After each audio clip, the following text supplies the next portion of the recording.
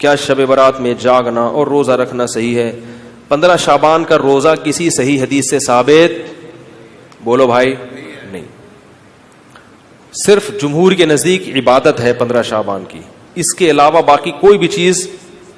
میرا اس پر بہت ڈیٹیل میں بیان ہے, یوٹیوب پہ سرچ کریں وہ بیان آ جائے گا. میسج ٹی وی والوں نے ایک انٹرویو لیا تھا اس پہ, اس میں نے دلائل سے ثابت کیا ہے, پوری مدلل بحث کی ہے کہ نہ اس رات میں قبرستان جانا چاہیے, نہ اس رات میں حلوے پکانے چاہیے, نہ اس رات میں الگ سے کوئی نہانا دھونا چاہیے, نہ اگلے دن کا روزہ رکھنا سنت ہے, نہ پٹاخوں کی کوئی حیثیت ہے. سمجھ رہے ہو؟ اب مجھے پتا ہے جو گالیاں آنے والی ہیں یوٹیوب پہ, چلو کوئی بات نہیں, اس کو بھی انجوائے کرتے ہیں.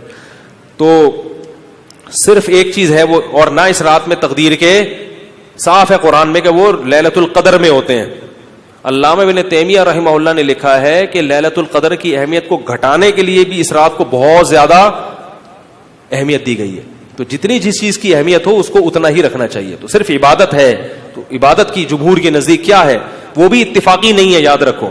جمہور کا مذہب بہرحال یہی ہے کہ اس رات کو عبادت کرنی چاہیے, اس کی فضیلت دوسری راتوں کی نسبت زیادہ ہے. آج کسی صاحب کا فون آیا کہ ہماری والدہ کا معمول رہا ہے اس رات کو دیگیں پکا کے تقسیم کرنے کا. اب والدہ مرحومہ دنیا سے چلی گئی, اب ہم چاہتے ہیں. میں نے کہا نہیں پکائیں.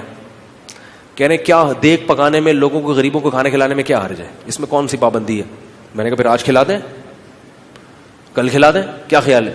لوگ یہ بھی کہتے ہیں کہ بھئی آپ صدقات و خیرات سے کیوں روک رہے ہو لوگوں کو؟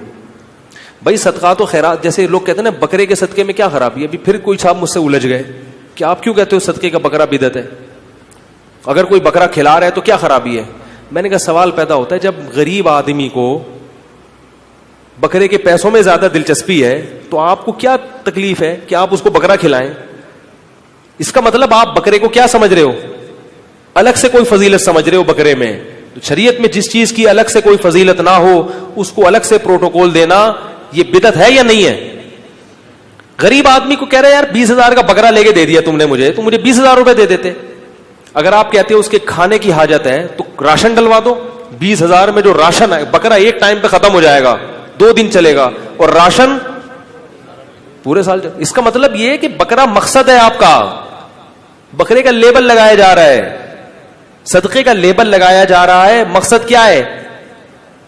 ارے بھائی, تو اس لیے وہ کہنے لگے کہ میں 15 شعبان کو چاہتا ہوں غریبوں میں دیگ تقسیم کروں, تو صدقے میں حرج کیا ہے؟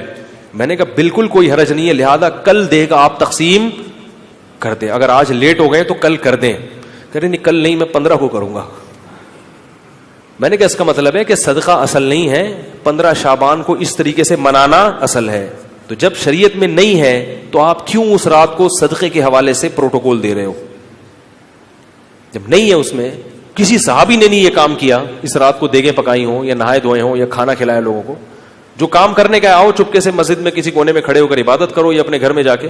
ممکن ہے آپ کہیں کہ صدقہ بھی تو عبادت ہے, تو چپکے سے کسی غریب کو دے دو نا پیسے. کیا خیال ہے؟ جتنے پیسے دیگ میں خرچ ہوں گے تو بھائی چپکے سے کسی غریب کو جا کے دے دو. تو تہوار